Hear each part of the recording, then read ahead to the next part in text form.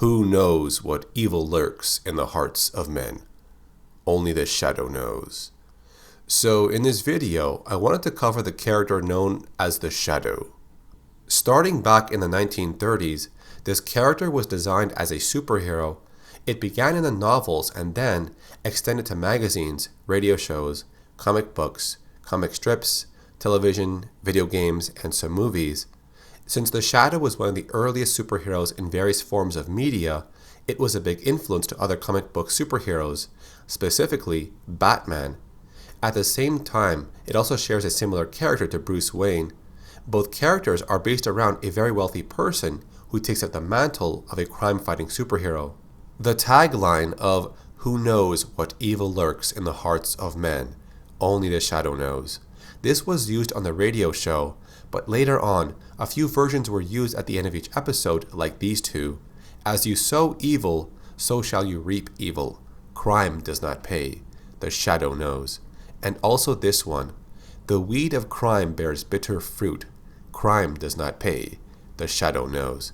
Part of this line was used in the 1994 movie The Shadow. The radio show was pretty much a way to boost the sales of the detective story magazine, and early on, during the inception of The Shadow on the radio show, while they were trying to find a narrator with a sinister voice, they were trying to come up with a proper name for the crime fighter we know today. They tried to use the Inspector, but that was too common at that time, then the Sleuth, but that did not seem too catchy, and so they tried the name The Shadow, and they just stuck with it. The identity of the Shadow has changed over different sources. It was originally Lamont Cranston, then it was changed to Kent Allard, who would use the name Lamont Cranston to cover up his true identity, and then later on it was changed to John Harverson. But in one of the comic books, Lamont Cranston was just an agent working for the Shadow, so the Shadow's true identity has been mixed around over the different sources. The origin of this superhero can differ depending on which source you look at. In the radio show, he got his powers from studying under the guidance of a yogi priest in the Temple of Cobras at Delhi, India. There he learned the power to cloud men's minds. This gives him the illusion of invisibility, when in fact, the men cannot see him because their minds are blocked out from seeing his physical form, but his shadow is still visible. This power also changes his voice to become more intimidating. It's also been listed that his powers can be cancelled out by the use of the temple bells of Nibbana. This was brought up in the radio show from 1937. The Shadow has also been known to have powers of telepathy and to detect the presence of danger. They also mentioned that the Shadow was a master of hypnotism. The source of the Shadow's powers in the comic books was also changed around. During a plane crash over the Tibetan mountains, Allard's body was found amongst the rubble. His body was taken and reassembled by the local people. He had come across a scientifically advanced city just by accident. There he met Rudra Kakran and fell in love. When his body was reassembled, he became physically enhanced, better than before. And so, he was put through training and he was taught how to use his mind to travel beyond his body. He would then fly back home and become the crime-fighting hero known as the Shadow. The movie adaptation from 1994 might be the one that most people are familiar with. The story does mention Lamont Cranston again, but this time he became a warlord in Tibet named Yin Ko. Later on, he's kidnapped by the servants of Tulku. Lamont is brought in for redemption.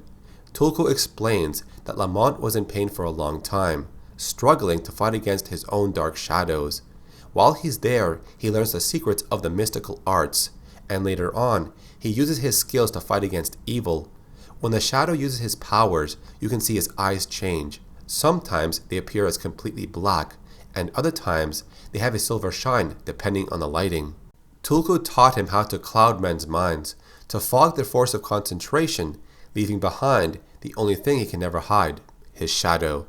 The movie also introduces Furba, a mystical, sentient flying dagger. It can only be controlled by someone with a strong mind. Lamont would then return to New York City to fight against crime as the Shadow. There he would have a large group of agents that reported to him about any recent crimes in the city. Back in 2006, there was supposed to be a new Shadow movie from Columbia Pictures, but in 2007, the director Sam Raimi had said they are trying to work on a story that will do justice for the character. Later in 2012, he said that they were not able to produce a good script. and so the film would not be produced as planned. Now, a lot of people always wondered, what was the ring used by the Shadow? The Shadow's ring acts as a beacon between the Shadow and his agents. Once it lights up, that means there's an emergency. The ring can also be used to hypnotize certain people.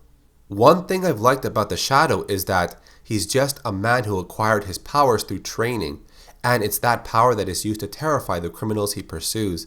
And just like Batman, he mostly operates at night, appearing as a vigilante, fighting crime in the name of justice.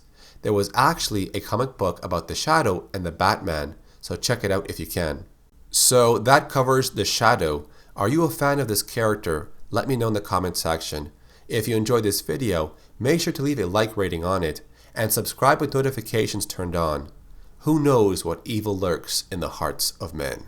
Only the Shadow knows.